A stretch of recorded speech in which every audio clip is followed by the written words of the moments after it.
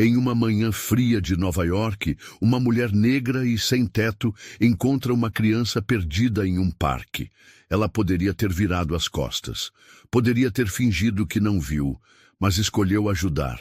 Minutos depois, foi algemada, humilhada e chamada de criminosa. Tudo isso diante do olhar assustado da criança que ela tentou proteger. O que ninguém sabia é que aquele menino era filho de um dos homens mais poderosos da cidade. E o que aconteceu depois virou a vida de todo mundo de cabeça para baixo. Cynthia acordou com o barulho dos caminhões de lixo passando na madrugada. Era a terceira vez que levantava naquela noite, encolhida sob papelões, tentando fugir do vento que atravessava a entrada lateral da estação de metrô. Tinha dormido, deitada entre dois sacos de roupas descartadas e uma grade enferrujada, embrulhada em dois cobertores sujos que encontrou semanas atrás. O frio já não doía. Ele queimava. Ao redor, outras silhuetas dormiam ou fingiam dormir. Gente como ela, que um dia teve endereço, mas perdeu tudo. Ninguém ali falava muito. A rua ensina o silêncio antes de ensinar o medo. Cynthia se sentou devagar. Tossiu. Sentia o peito pesado, uma tosse seca que ia e voltava havia semanas. Mas não podia ficar fraca.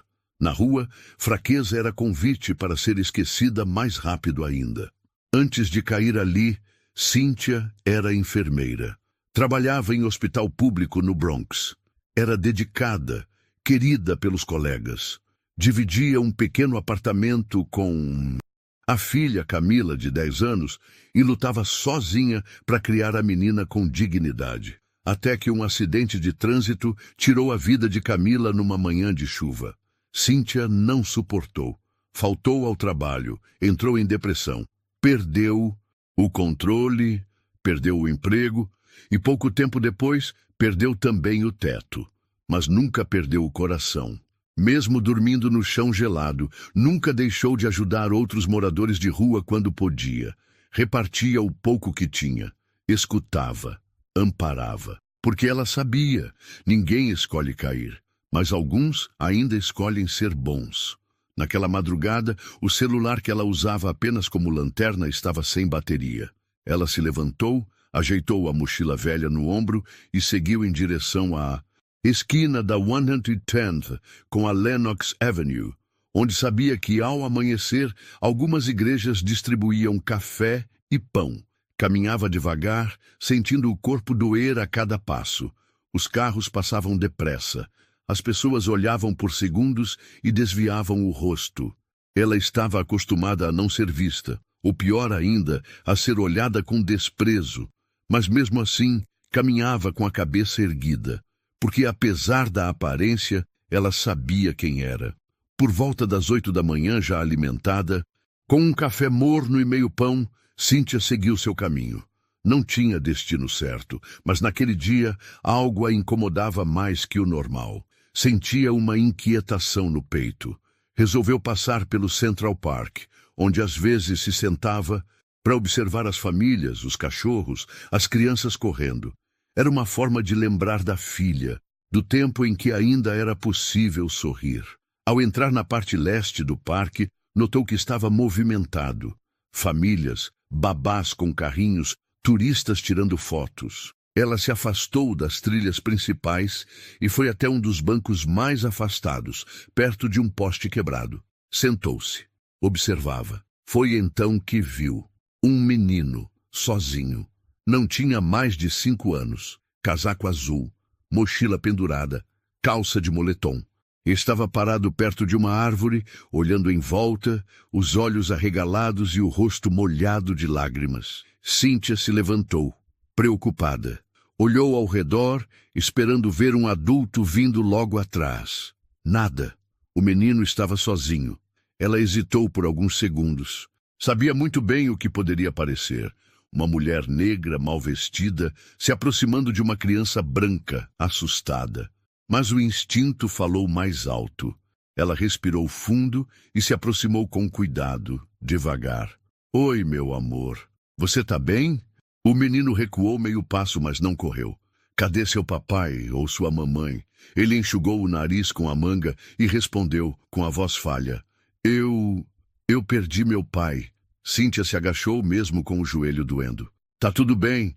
Não precisa ter medo. Meu nome é Cíntia. A gente vai dar um jeito, tá? O menino balançou a cabeça como quem queria acreditar. Qual é o seu nome? Léo. Léo, você sabe. O nome do seu pai? Nicolas. E lembra o número do telefone dele? O menino fez que não com a cabeça. Cíntia olhou ao redor de novo. Ninguém vinha. A praça era grande. O parque era confuso. Qualquer criança podia se perder fácil ali.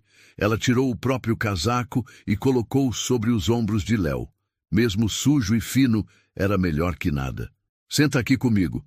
Vamos esperar ele te achar, tá bom? Léo sentou. Ainda tremia. Ela passou o braço ao redor dele, e ali ficaram. Duas figuras que não combinavam no retrato ideal da cidade, mas que, naquele momento, eram tudo o que um tinha no outro. Ela não sabia, mas aquela escolha simples, de parar, se aproximar e acolher, mudaria sua vida para sempre. Se estiver aprovado, sigo com o capítulo 2. Léo, onde vamos explorar a perda de Léo, a busca desesperada do pai e o vínculo que começa a crescer entre ele e Cíntia. A tensão começa a surgir com os primeiros olhares de julgamento ao redor. Naquela mesma manhã, poucos minutos antes de encontrar Cíntia, Léo estava com o pai caminhando pela área central do parque. Nicolas Verry não era um homem comum.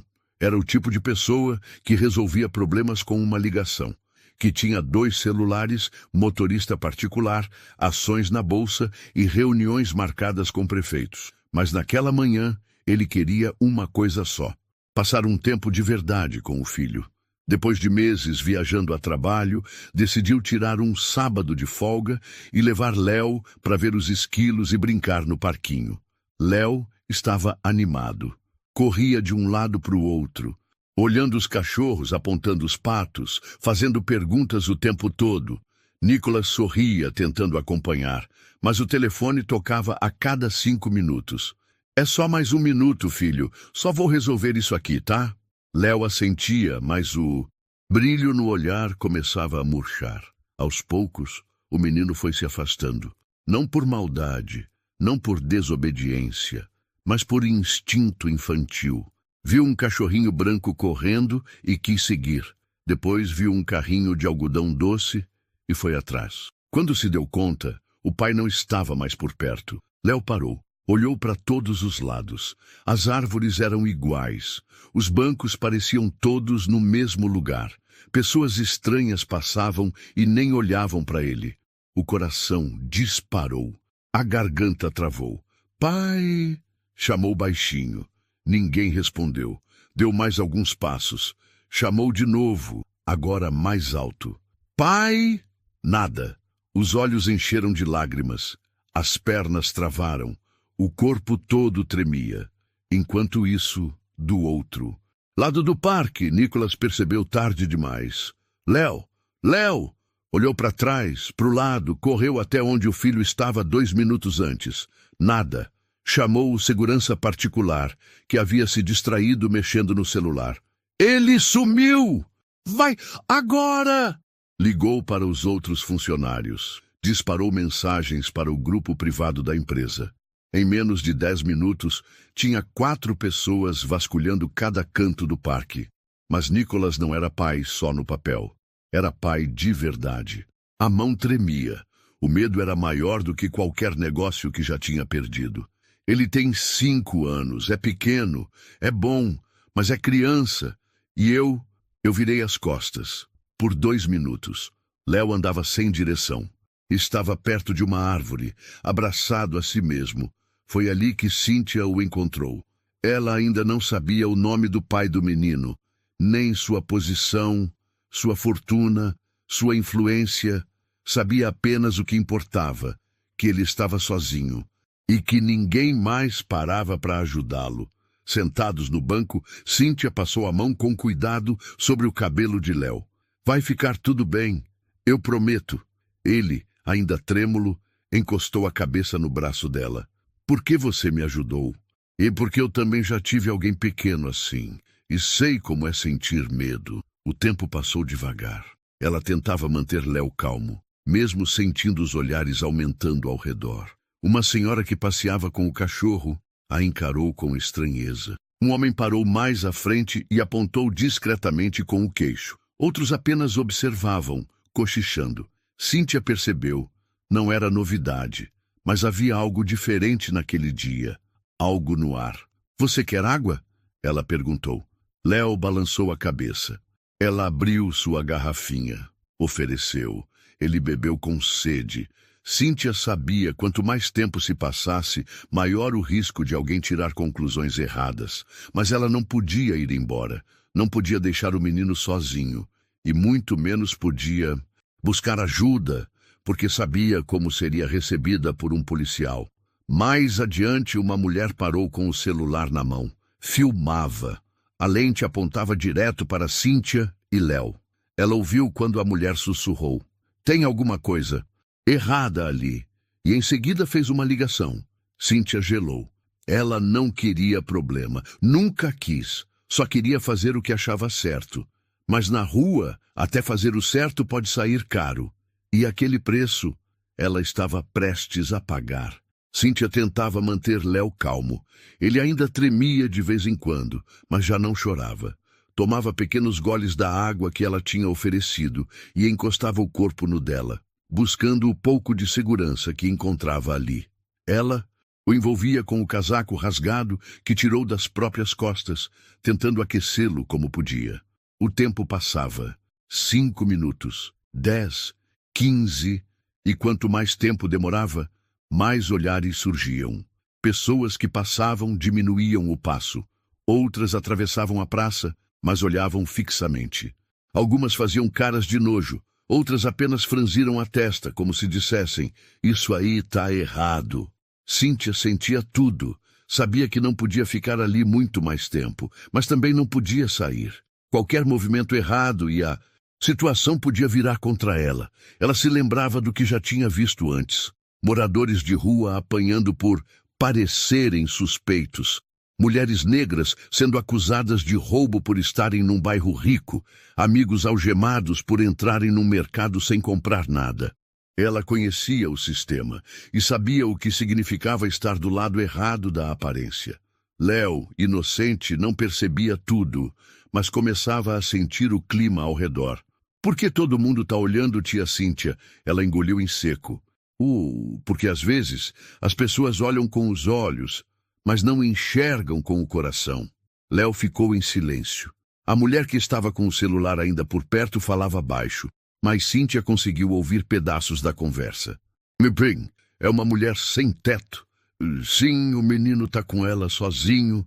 Não parece ser da família. Tá estranho. Desligou e permaneceu observando. Logo depois, outros começaram a se aproximar discretamente. Um homem com um uniforme de academia parou e tirou uma foto com o celular. Outro fingia procurar algo na mochila, mas não tirava os olhos dos dois. Cíntia ficou mais tensa. Quis levantar, procurar alguém, mostrar que não estava fugindo. Mas qualquer passo que desse poderia ser mal interpretado. E naquele momento ela entendeu. Estava encurralada. O mais doloroso era perceber que ninguém vinha perguntar. Ninguém se aproximava para entender. Era mais fácil julgar. Mais rápido ligar para a polícia do que gastar 1 minuto ouvindo uma história. Cíntia olhou para Léo. Ele havia adormecido por alguns minutos com a cabeça apoiada no colo dela. Era um menino, só isso, assustado, carente, inocente, e ela o tratava com carinho, com cuidado, algo que nem ela mesma recebia há muito tempo. Mas para o resto do mundo, aquela imagem era desconfortável. Era o suficiente para alguém pensar. Essa mulher pegou a criança.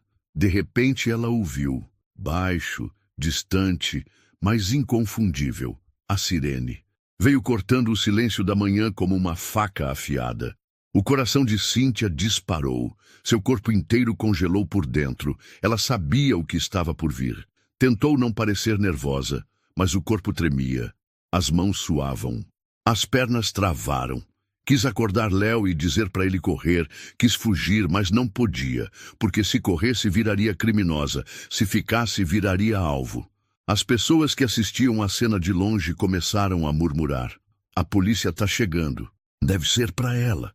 Tomara que peguem a tempo. Cíntia fechou os olhos por um segundo e pensou em Camila, sua filha, no quanto ela teria orgulho dela naquele momento. Mesmo com tudo contra, mesmo sendo julgada, mesmo prestes a ser algemada, ela tinha escolhido fazer o certo. A sirene parou. Um carro da polícia entrou na lateral da praça. 2 policiais saíram, rostos fechados, postura dura, e não perguntaram nada. Foram direto na direção dela. Os 2 policiais saíram do carro com pressa. O barulho da sirene ainda ecoava nos ouvidos de quem estava ali. Cíntia continuava sentada no banco, com Léo adormecido no colo. O policial que vinha à frente tinha o rosto duro, sem paciência. O segundo caminhava logo atrás, já levando uma das mãos à algema no cinto. Ninguém perguntou o que estava acontecendo. Ninguém se aproximou com empatia. Ninguém olhou Léo. Todos olharam direto para Cíntia. Levanta agora, ordenou o primeiro de forma seca. Ela piscou, tentando entender. O quê? Levanta e afasta da criança. Imediatamente. Cíntia olhou para Léo, que acordou assustado. Mas eu tô ajudando ele. Ele se perdeu. Só tô esperando o pai. O segundo policial deu um passo à frente e puxou o braço dela com força. Não resistam, senhora. Já recebemos denúncia. A senhora está sendo detida por suspeita de sequestro. Léo começou a chorar. Não é verdade. Ela me ajudou, ela me salvou, não faz isso. O policial tentou afastar Léo, mas o menino se agarrou à cintura de Cíntia com força. Ela tremia. Por favor, eu não fiz nada de errado. Eu só fiquei com ele porque ele estava com medo. Ele me chamou, mas nada do que ela dizia parecia ser ouvido. Uma multidão começou a se formar ao redor. Gente com celular na mão. Gente gravando. Gente comentando. Olha aí, sabia que tinha algo errado. Vai ver, já ia vender a criança. Misericórdia, ainda bem que a polícia chegou. Cíntia ouvia tudo. Cada palavra era um golpe. Ela olhava para os policiais como quem pedia uma última chance de ser ouvida. Mas o som que veio depois foi o das algemas se fechando. Vocês estão machucando ela, gritou Léo. Ela estava me protegendo. O policial o afastou com uma das mãos. Fica calmo, garoto. Você está seguro agora. Mas eu já estava seguro com ela. Cadê meu pai? Meu pai vai ficar com raiva. Ninguém o escutava. Cíntia foi empurrada contra a viatura, a testa encostada no vidro frio. As mãos para trás, doendo. Lágrimas escorriam pelo rosto. Eu só quis ajudar. Só isso. Dentro do carro, com a porta trancada, ela sentiu o mundo desabar. Ela já tinha sido ignorada antes. Já tinha sido insultada, julgada, desprezada. Mas agora estava sendo punida por sua bondade. E o pior, estava sendo tratada como criminosa diante da única pessoa que a tinha enxergado como humana. Léo ficou ali gritando. O segurança da praça tentou acalmá-lo. Seu pai... Já está vindo, garoto. Fica tranquilo. Mas o menino chorava com raiva. Vocês não entendem. Ela é a única que me tratou bem. Ela não é uma bandida. Dentro da viatura, Cíntia abaixou a cabeça. A respiração pesada. O corpo sujo. A roupa rasgada. O sangue dos pulsos preso entre as argolas metálicas. Na rua, ela já era invisível. Agora, era ameaça. Ela encostou a cabeça no vidro e fechou os olhos. Pensou em Camila. Se a filha estivesse viva, teria orgulho ou dor. Ela não sabia, só sabia de uma coisa: fazer o certo. Às vezes, custa caro. O rádio da polícia ainda chiava. Mensagens cruzadas sobre uma mulher em situação de rua detida por suspeita de sequestro. Do lado de fora da viatura, Léo ainda chorava alto, lutando contra os braços de um guarda que tentava mantê-lo calmo. Eu quero meu pai! Chama meu pai! Vocês estão fazendo errado! As pessoas gravavam tudo. Alguns riam, outros apenas observavam, mas ninguém fazia nada. Até que o carro preto chegou, discreto, silencioso, sem sirene, sem pressa. Parou a poucos metros da confusão. O motorista saiu primeiro e, com um gesto ensaiado, abriu a porta de trás.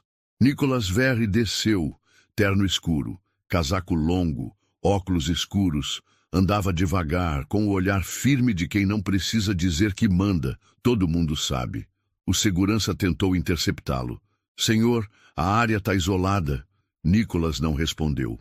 Apenas passou direto, como quem atravessa uma cortina de fumaça. Os policiais o reconheceram no mesmo instante. As posturas mudaram. Os ombros ficaram tensos. O mais novo engoliu seco. Senhor Verri, Nicolas apenas perguntou com a voz calma e baixa. Onde está meu filho? O policial apontou. Ali, está seguro. Estamos resolvendo. Eu perguntei onde está meu filho. E quem o afastou dele? Silêncio. Léo viu o pai e correu em sua direção com tudo.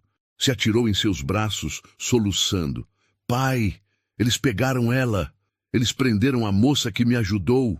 Eles disseram que ela ia me sequestrar, mas ela não fez nada. Ela me protegeu, me deu o casaco. Ela só ficou comigo.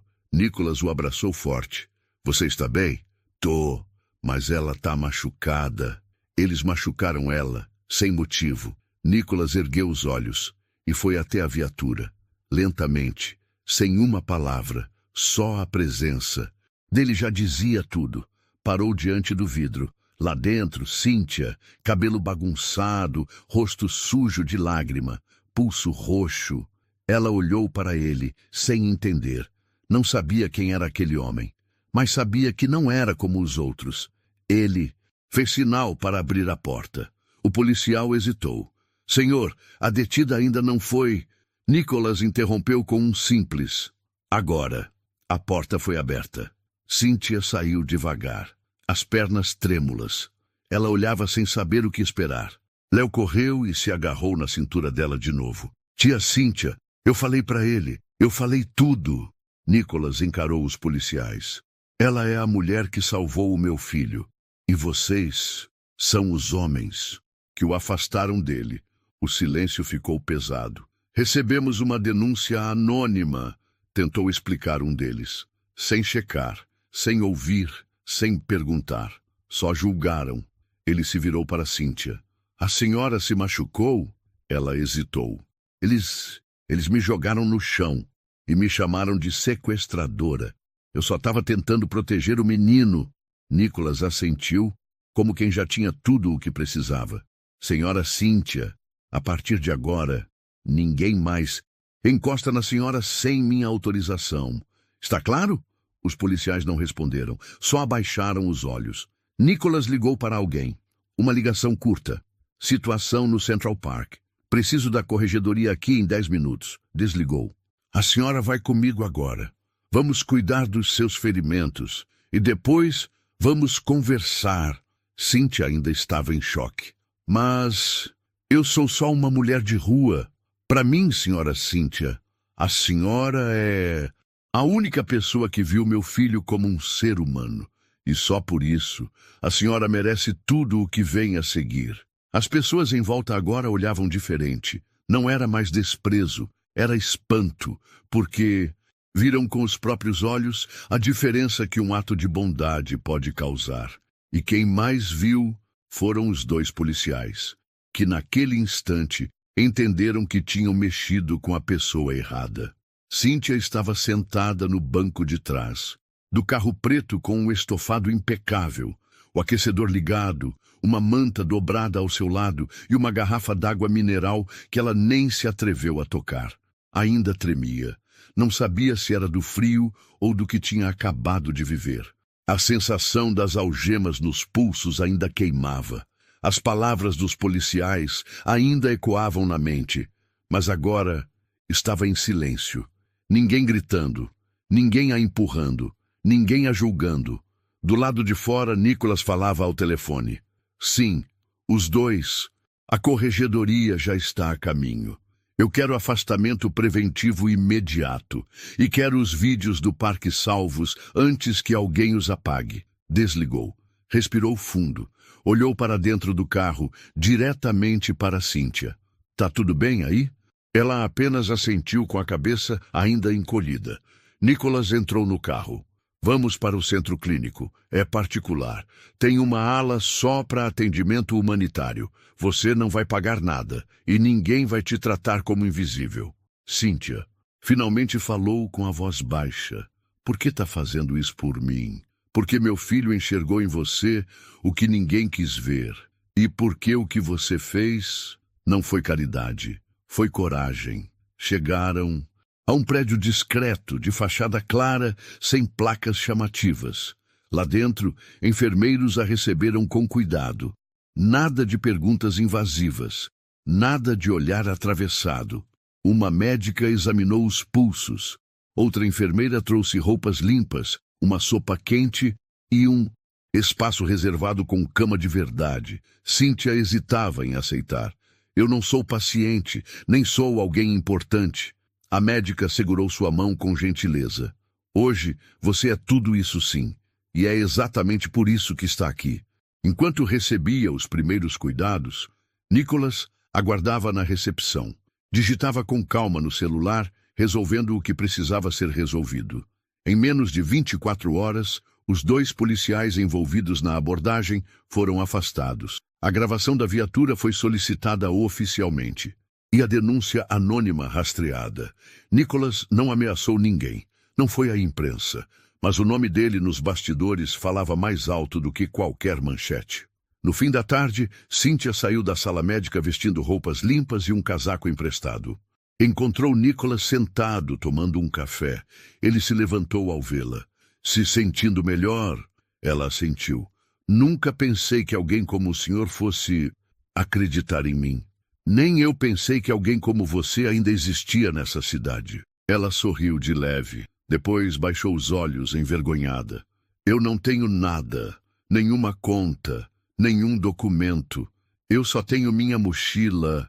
Nicholas fez sinal com a cabeça, como quem já sabia disso. E é por isso que você merece tudo que vem agora. Porque mesmo sem nada, você foi a única que deu tudo o que podia para proteger alguém que nem conhecia. Naquela noite, Cíntia dormiu em um quarto limpo, com cobertor macio, travesseiro, firme, luz baixa e silêncio. Dormiu sem medo, sem o corpo gelado, sem a cabeça encostada em concreto. Dormiu como quem finalmente descansa. Enquanto isso, do outro lado da cidade, 2 policiais eram interrogados pela corregedoria, sem uniforme, sem crachá e sem a certeza de que teriam o emprego de volta. E tudo isso porque uma mulher invisível decidiu ver com o coração e um homem poderoso decidiu agir com justiça. Cíntia acordou antes do despertador. Ainda era escuro. Mas ao abrir os olhos, soube que algo era diferente. Pela primeira vez em anos, ela sabia onde estava. Nenhum barulho de trem, nenhum grito na rua, nenhum policial dizendo circula. Apenas o som abafado do aquecedor, o cheiro do sabonete que ela usou na noite anterior e o toque suave dos lençóis limpos. Ficou deitada por alguns minutos. Sentia o corpo ainda dolorido, mas a mente mais leve. Era como se finalmente a alma pudesse respirar. Descendo até o refeitório do abrigo onde fora hospedada, ela foi recebida com um bom dia de verdade, não forçado, não automático.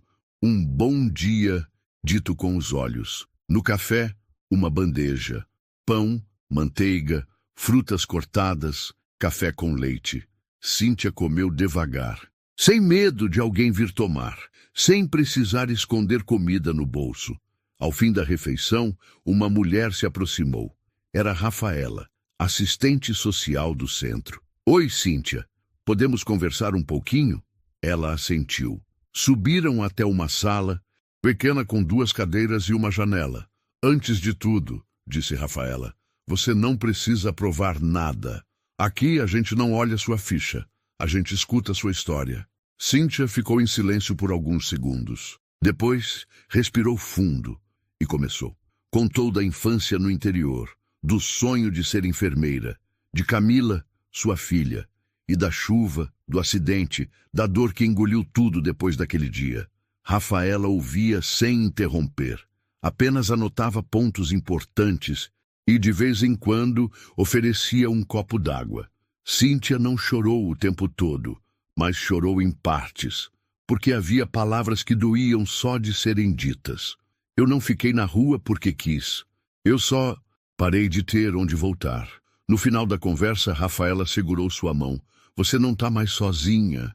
Naquela tarde, Cíntia foi convidada para participar de uma roda de conversa com outras mulheres em situação de reconstrução. Algumas saíram de abrigos, outras de relacionamentos abusivos, outras do vício. Quando chegou a vez dela falar, houve silêncio. Eu perdi tudo, mas não perdi o que aprendi cuidando dos outros. Quando vi aquele menino sozinho no parque, eu só pensei na minha filha. E mesmo sabendo o que podiam pensar de mim, eu fui.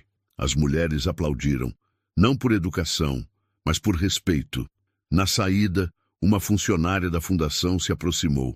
A gente está abrindo vagas para agentes comunitárias na nova sede. Precisamos de pessoas com escuta, com história. E se você quiser, acho que pode ser uma ótima candidata. Cíntia arregalou os olhos. Eu... Trabalhar? Você. Com contrato, treinamento, apoio psicológico. Você tem vivência demais para não transformar isso em força. Na noite seguinte, ela não dormiu. Ficou olhando o teto, tentando lembrar quando foi a última vez que alguém acreditou nela. Talvez nem quando ainda estava empregada. Talvez nem ela mesma. Mas agora havia espaço, uma escuta, uma chance. E isso valia mais do que qualquer moeda dada na calçada. Do outro lado da cidade, Nicolas recebia um relatório detalhado. Policiais afastados, imagens preservadas, a identidade da denunciante confirmada. Mas não postou nada. Não deu entrevistas, não expôs Cíntia, porque o que ele queria não era justiça de palco, era justiça de verdade. E aos poucos, ela estava sendo feita. Era segunda-feira. Cíntia chegou cedo ao abrigo comunitário no Harlem, vestindo roupas simples, mas limpas. Sapatos confortáveis, cabelos presos, crachá provisório pendurado no pescoço. A porta se abriu e ela entrou como funcionária. Pela primeira vez, desde que perdera tudo, ela fazia parte de algo. Foi recebida com sorrisos. Bom dia, Cíntia, disse uma das coordenadoras. Vamos mostrar o espaço e explicar sua rotina, tudo no seu tempo. Ela assentiu com um obrigada, tímido, mas verdadeiro. O abrigo atendia dezenas de pessoas por dia, homens e mulheres com histórias parecidas com a dela, perdas, abandonos, vícios, violência, fome. Cíntia conhecia cada uma dessas dores, não pelos livros, mas porque viveu na pele. A primeira tarefa dela foi simples: acompanhar os recém-chegados, mostrar os espaços, explicar os horários de banho e alimentação. Mas o que ela fazia de verdade era olhar nos olhos das pessoas e dizer: eu te entendo, você não é um problema, você ainda é gente. Um homem de uns 50 anos, chamado Silvio, se recusava a entrar. Dizia que estava sujo demais, que ia atrapalhar. Cíntia se aproximou, sentou ao lado dele na calçada e disse: eu também cheguei suja e com vergonha, mas ninguém aqui está aqui para apontar dedo. A gente está aqui para dar mão. Silvio chorou e entrou. Cíntia se tornava, pouco a pouco, o que ela mesma não teve quando mais precisou. Um ombro firme, uma voz calma, uma ponte entre o abandono e a esperança. No fim da semana, a equipe do abrigo se reuniu para uma pequena avaliação dos novos integrantes. A coordenadora olhou para Cíntia e disse sorrindo: a sua presença aqui mudou o jeito como a gente escuta, porque você não julga, você acolhe com o coração. Ela ficou sem palavras, apenas abaixou a cabeça emocionada. Ao sair do abrigo naquele dia, encontrou Léo e Nicolas do lado de fora. Léo correu até ela com um envelope nas mãos. Toma, tia Cíntia. Ela abriu. Era um desenho. Ela, Léo e uma casa ao fundo, com uma frase escrita em letra infantil. Você me achou. Agora eu te achei. Ela se ajoelhou e o abraçou forte. Obrigada, meu amor. Nicolas a observava em silêncio. Depois se aproximou e disse, já pensou em ter um lugar só seu? Ela o olhou surpresa. Lugar meu? Apartamento pequeno? Nada de luxo, mas seu? Escritura em seu nome. Já está pronto. É? Sua segunda chance, com chave na mão. Cíntia levou a mão à boca. As lágrimas vieram antes das palavras. Eu não sei se mereço. Merece sim, porque você escolheu ser boa quando ninguém te via. E agora o mundo está vendo você. Naquela noite, Cíntia entrou pela porta do pequeno apartamento no terceiro andar de um prédio simples. Cozinha americana, quarto com janela, um sofá e uma cama só dela. Encostou as costas na porta, ajoelhou-se no chão da sala e chorou. Chorou por tudo que perdeu. Chorou pelo que sobreviveu. Chorou pelo que agora tinha. Ali, naquele espaço silencioso, ela recomeçava de verdade. Cíntia, que um dia foi ignorada, agora era exemplo. E tudo começou porque ela, mesmo sem ter nada, decidiu ajudar. Era segunda-feira. Cíntia chegou cedo ao abrigo comunitário no Harlem, vestindo roupas simples, mas limpas. Sapatos confortáveis, cabelos presos, crachá provisório pendurado no pescoço. A porta se abriu e ela entrou como funcionária. Pela primeira vez, desde que perdera tudo, ela fazia parte de algo. Foi recebida com sorrisos. Bom dia, Cíntia, disse uma das coordenadoras. Vamos mostrar o espaço e explicar sua rotina, tudo no seu tempo. Ela assentiu com um obrigada tímido, mas verdadeiro. O abrigo atendia dezenas de pessoas por dia, homens e mulheres com histórias parecidas com a dela.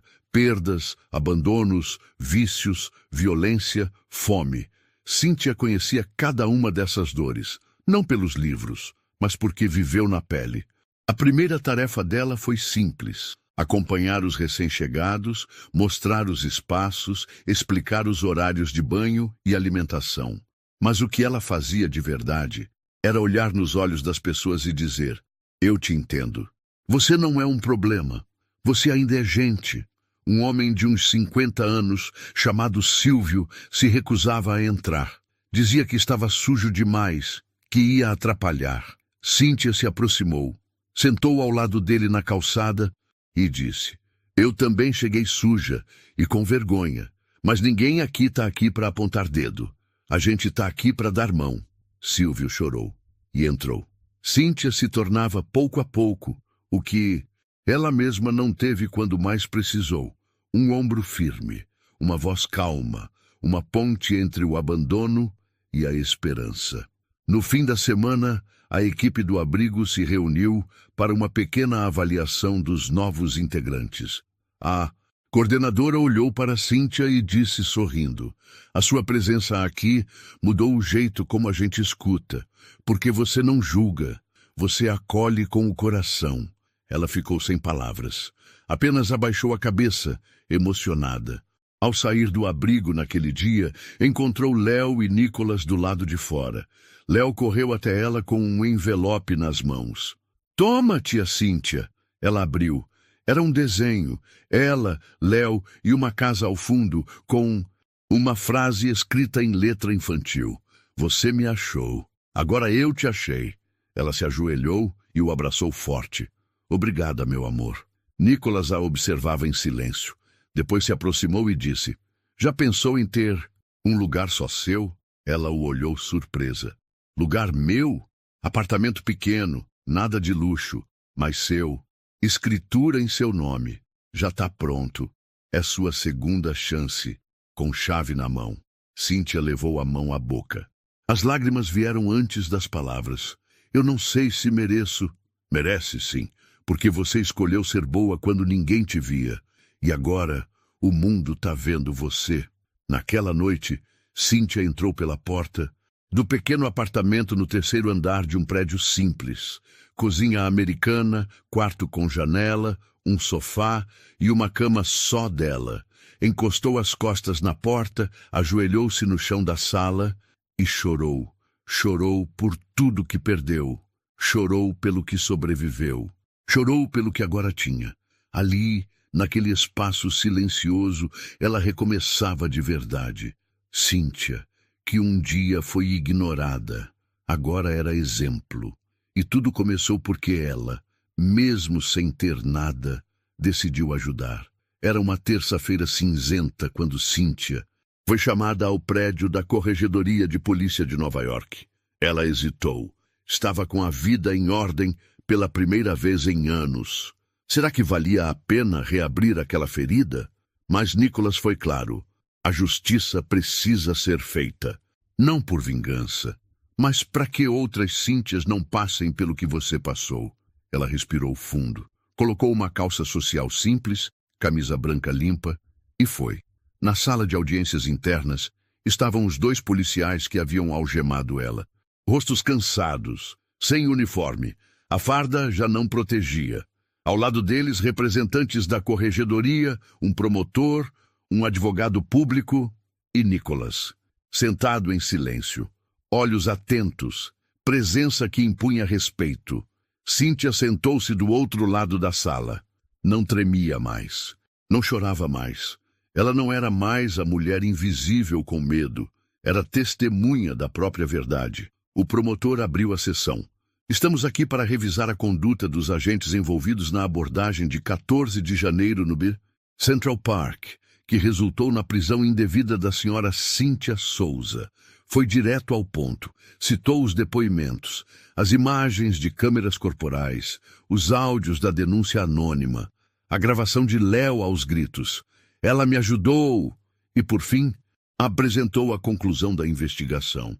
Os agentes falharam ao não realizar verificação de informações básicas, usaram força desnecessária, ignoraram a fala da criança envolvida e agiram com base em julgamento visual e preconceito. A pena, demissão imediata e bloqueio de recontratação em qualquer instituição de segurança pública. Os 2 policiais baixaram a cabeça. Um deles tentou dizer: a gente achou que estava protegendo, mas Nicholas o interrompeu, calmamente. Vocês não protegeram, vocês machucaram. E isso tem consequência. Cíntia não disse nada, mas seus olhos disseram tudo. Na saída, a repórter de um pequeno jornal tentou se aproximar. Senhora Cíntia, quer dar uma declaração? Ela sorriu gentilmente. Minha resposta foi, dada com silêncio por muito tempo. Agora, deixo a justiça falar por mim. Nicholas caminhou ao lado dela na calçada. E agora? Agora, eu volto para casa. Tenho plantão no abrigo às 14 horas. E Silvio prometeu me ajudar com o estoque. Ele sorriu. A cidade tem sorte de ter você. A gente se vê por aí? Com certeza. Naquela tarde, Cíntia voltou ao trabalho. Sentou-se com uma jovem mãe em situação de rua. Segurou sua mão e disse: eu sei que está difícil, mas você não está sozinha. E naquele gesto simples, devolveu para o mundo a mesma justiça que um dia tiraram dela. A luz do fim de tarde entrava pelas janelas do abrigo.